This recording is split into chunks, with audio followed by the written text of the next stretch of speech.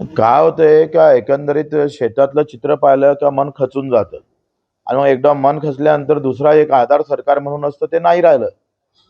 एकदा सरकारनं असं म्हटलं असतं का तुम्ही काही घाबरू नका, आम्ही पूर्ण मदत करू, उभं करू, वर्षभर उभं करू आणि पुढच्या वर्षी बियाणासाठी पण तुम्हाला ताकद देऊ, असं न बोलता अजितदादा म्हणतोय सोंग करता येत नाही.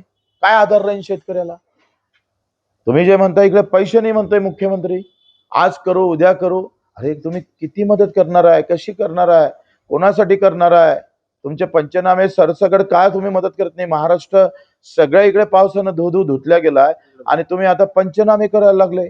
पंचनामेमध्ये आता मी संभाजीनगर जालन्याचं पाहिलं तर नदीच्या काठावरचे शेतकरी घेणार, नदीच्या बाहेरचे शेतकरी घेणार नाही, कारण सततच्या पावसामध्ये निकषात ते बसत नाही. अतिवृष्टीचा 1 mm पाऊस कमी झाला तरी तुम्ही ते घेणार नाही. वा, ही कुठला धंदा आहे?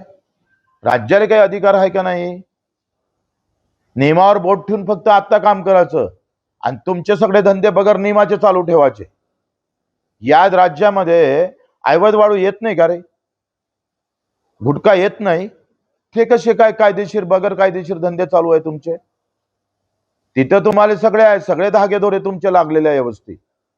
तिथं तुम्हाला काही पाहायचं नाही. आणि शेतकरी आला का नियमावर बोट ठेवून काम करायचं. आता 61 mm चा पाऊस पडल्यानंतर समजा 60 पडला, नुकसान होत नाही? मग त्याची वस्तुस्थिती पाहणार नाही मुख्यमंत्री? त्यावर तुम्ही जाणार नाही? चुकीचं आहे.